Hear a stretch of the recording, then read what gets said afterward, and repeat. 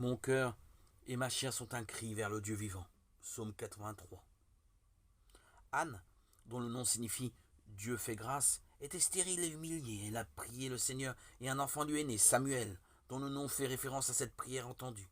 Un enfant qu'elle reconnaît comme un don de Dieu ne s'approprie pas, à la différence d'Ève qui, à la naissance de Caïn, s'écrit « J'ai acquis un homme », Genèse 4.1. Rien de cela, puisque Anne choisit d'en faire don au Seigneur, selon une modalité propre à son temps dans laquelle le lecteur est invité à discerner une attitude intérieure susceptible de s'incarner dans d'autres réalisations concrètes.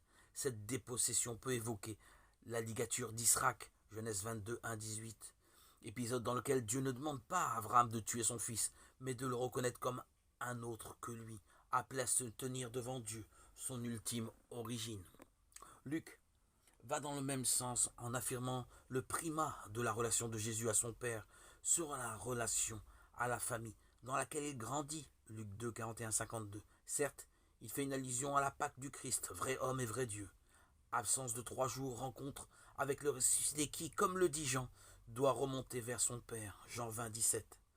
Mais ce texte, qui nous dit l'inaliénable liberté de Dieu sur lequel nul ne peut mettre la main, nous rappelle aussi l'inaliénable liberté de tout être humain à recevoir comme un don de Dieu, qu'il ne s'agit pas de s'approprier, même s'il nous est proche. Ainsi, la Bible nous révèle Dieu et nous révèle à nous-mêmes, à nos tentations de mainmise, au discernement nécessaire dans le quotidien pour que la relation soit juste, ouverte à l'inattendu du Seigneur et de chaque être créé à son image.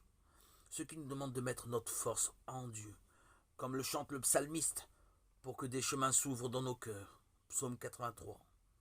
Heureux les hommes dont tu es la force, des chemins s'ouvrent dans leur cœur.